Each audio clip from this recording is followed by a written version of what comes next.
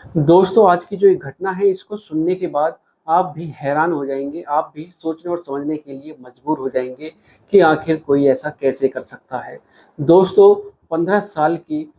एक लड़की अपनी माँ के ऊपर ताबड़तोड़ वार करती है, हथौड़ों से और चाकू से। दोस्तों, जब माँ अपने आप को बचाने की कोशिश करती है, तो वो अपने आप को बचा नहीं पाती है, क्योंकि वो लड़की अकेली नहीं थी, उसके साथ 2 लड़के और होते हैं और फिर वो उसके ऊपर ताबड़तोड़ वार करते हैं और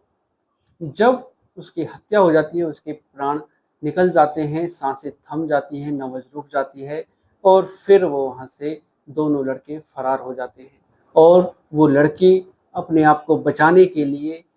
एक ड्रामा करती है, एक खेल रचती है और आस-पास के लोगों को जगाती है, अपने रिश्तेदारों को फ़ोन कर देती है और पुलिस को भी वहाँ पर बुला लेती है। और दोस्तों, उसके बाद जो घटना का खुलासा होता है, सबके पैरों के तले से ज़मीन खिसक जाती है। सब सोचने और समझने के लिए मजबूर हो जाते हैं कि आखिर कोई ऐसा कैसे कर सकता है और अपने आप को बचाने के लिए इतना बड़ा खेल कोई कैसे खेल सकता है। तो दोस्तों, आज की जो एक कहानी है इसको सुनाने का उद्देश्य किसी को परेशान करना नहीं, किसी का दिल दुखाना नहीं, बल्कि आपको जागरूक करना है, आपको सचेत करना है, सावधान करना है। दोस्तों, अगर आप चैनल पर पहली बार हैं, चैनल को सब्सक्राइब करें, वीडियो को लाइक करें, शेयर करें, कमेंट करें और बेल आइकन ज़रूर दबाएँ, जिससे कि मेरे आने वाली हर एक वीडियो आप तक पहुँच सके और आप क्राइम से रूबरू हो सकें। तो दोस्तों, चलते हैं, जानते हैं शुरू से आखिर तक पूरी घटना को हर बार की तरह। तो दोस्तों, नमस्कार दोस्तों, मैं अनुज आज आपके लिए जो एक घटना एक कहानी लेकर आया हूँ ये है हैदराबाद की। दोस्तों, हैदराबाद का थाना लगता है दिल्ली मैथिली थाना। दोस्तों, 24 जून का वाक़या होता है। थाने का फ़ोन बजता है करीब 3-4 बजे के करीब फ़ोन बजता है, रिंग बजती है और जब फ़ोन उठता है तब एक लड़की रोते हुए कहती है कि साहब आप जल्दी से आ जाइए, नहीं तो ये मुझे भी मार देंगे, इन्होंने मेरी माँ को तो मार ही दिया है। और जैसे ही थानेदार साहब उस लड़की की आवाज़ को सुनते हैं और फिर उससे पूछते हैं कि लोकेशन क्या है, तब वो लड़की अपनी लोकेशन बताती है और कहती है कि मेडचल इलाका है जो दिल्ली मैथिली थाने के ही इलाके में लगता है। दोस्तों, जब उसके बाद तुरंत थानेदार साहब अपनी टीम के साथ जीप में बैठकर निकल जाते हैं और उस स्थान पर पहुंचते हैं, घटना स्थल पर पहुंचते हैं और जैसे ही वहां पर पहुंचते हैं तो देखते हैं कि वहां लोगों की भीड़ लगी हुई है और फिर वहाँ पर पहुँचने के बाद पूछताछ की जाती है कि किसकी हत्या हुई है, किसने फ़ोन किया और फिर लड़की कहती है कि साहब मेरी माँ की हत्या की है और मेरी माँ वहाँ अंदर कमरे में पड़ी हुई है। दोस्तों, उसके बाद थानेदार साहब पूछताछ करते हैं, लड़की से पूछते हैं तो जो लड़की की माँ होती है उसका नाम अंजलि होता है और लड़की का नाम दीर्घश्री होता है, जिसकी उम्र महज 15 साल होती है। तब वो लड़की कहती है कि साहब 4-5 लड़के आए हुए थे, 4-5 व्यक्ति थे और वो मेरी माँ की हत्या कर कर यहाँ से भाग गए। पुलिस कहती है कि तुम पूरी विस्तार से बताइए आखिर हुआ क्या था। लड़की बोलती है, दीर्घश्री कहती है कि साहब मैं अंदर कमरे में सो रही थी और माँ दरवाजे के बाहर ही सो रही थी और जब मैं खटपट की आवाज़ सुनती हूँ तब मैं बाहर निकल कर आती हूँ तो देखती हूँ कि 4-5 लड़के मेरी माँ के साथ मेरी माँ के ऊपर हमला कर रहे थे और जैसे ही मैं चीखती हूँ तभी वो यहाँ से भाग जाते हैं और छत के रास्ते से निकल जाते हैं। और फिर उसके बाद थानेदार साहब कहते हैं कि फिर उसके बाद थानेदार साहब उस बॉडी को पोस्टमार्टम के लिए भेज देते हैं और फिर जो अंजलि होती है, दीर्घश्री की माँ, उनकी बहन आती है और वो रोते हुए कहती है कि मेरी बहन की हत्या कैसे हुई और फिर दीर्घश्री वही सब बताती है कि ऐसे-ऐसे हुआ था और फिर जो अंजलि की बहन होती है वो कहती है कि नहीं, मेरी बहन की हत्या जो हुई है वो किसी और ने नहीं बल्कि इसकी ही बेटी ने हत्या की है। और जैसे ही पुलिस यह सब सुनती है तो वो भी हैरान हो जाते हैं कि आखिर ऐसा कैसे हो सकता है। दोस्तों, जो अंजलि की बहन होती है वो लिखित में भी एप्लीकेशन दे देती है और कहती है कि मेरी बहन की हत्या दीर्घश्री ने ही की है, उसकी बेटी ने ही की है। और फिर वो कह बताती है कि अब से 5 दिन पहले ही जो अंजलि की बेटी थी वो अपने प्रेमी के साथ फरार हो गई थी और उसका किसी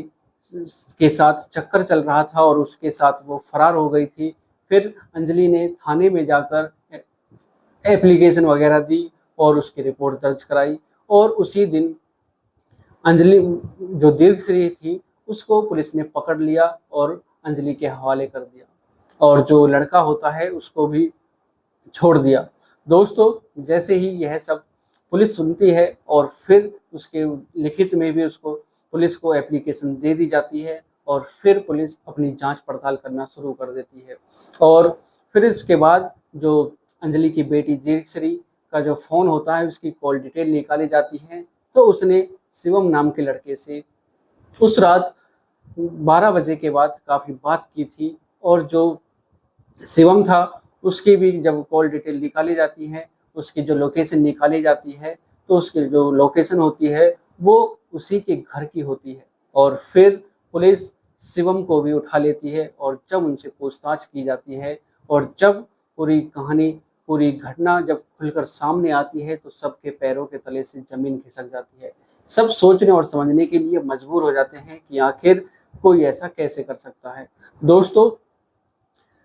जब पूरी घटना का पता चलता है तो यह पता चलता है कि जो अंजलि की जो बेटी होती है दीर्घश्री, वो 15 साल की होती है और 10वीं क्लास में पढ़ रही थी। तभी उसकी मुलाकात शिवम से होती है और दोनों की बातें होना शुरू हो जाती हैं। दोनों आपस में फ़ोन पर बातें करना शुरू कर देते हैं, आपस में घूमना, बाइक पर घूमना, रेस्टोरेंट वगैरह जाना। और फिर उसके बाद एक दिन जो अंजलि होती है दीर्घश्री की माँ, वो दीर्घश्री को उस लड़के के साथ बाइक पर देख लेती है और फिर उसके बाद दीर्घश्री का फ़ोन उसकी माँ छीन लेती है और कहती है कि आज के बाद तुम ना तो स्कूल जाओगी और ना ही तुम घर से निकलोगी। दोस्तों, जैसे ही यह सब होता है और फिर जो अंजलि की बेटी होती है वो बेचैन हो जाती है और उसके अंदर गुस्सा फूटने लगता है और फिर जो अंजलि होती है दीर्घश्री की माँ, वो उसका फ़ोन भी छीन लेती है, सिम निकाल कर फेंक देती है। और उसके बाद जो शिवम होता है दीर्घश्री का प्रेमी, वो उसको एक नया फ़ोन दे देता है और जो दीर्घश्री होती है वो उस फ़ोन में अपना पुराना सिम डालकर आपस में बातें करना शुरू कर देते हैं। और फिर उसके बाद 19 जून को वो एक दूसरे के साथ फरार हो जाते हैं और फिर अंजलि थाने जाती है और थाने में पहुंचकर वो रिपोर्ट दर्ज कराती है, एप्लीकेशन वगैरह देती है और फिर पुलिस 19 जून को ही दीर्घश्री को पकड़कर, ढूँढकर, उसकी तलाश करके अंजलि को सौंप देते हैं और जो शिवम होता है, जो लड़का होता है, उसको भी उसके परिवार वालों को सौंप देते हैं क्योंकि दोनों नाबालिग होते हैं। दोस्तों, उसके बाद जब जो अंजलि की बेटी दीर्घश्री थी, वो अंदर ही अंदर जूझने लगती है और फिर वो अपनी माँ को रास्ते से हटाने का एक प्लान बनाती है। और उसके बाद जो दीर्घश्री और उसका प्रेमी शिवम और शिवम का छोटा भाई, ये तीनों मिलकर प्लान बनाते हैं और कि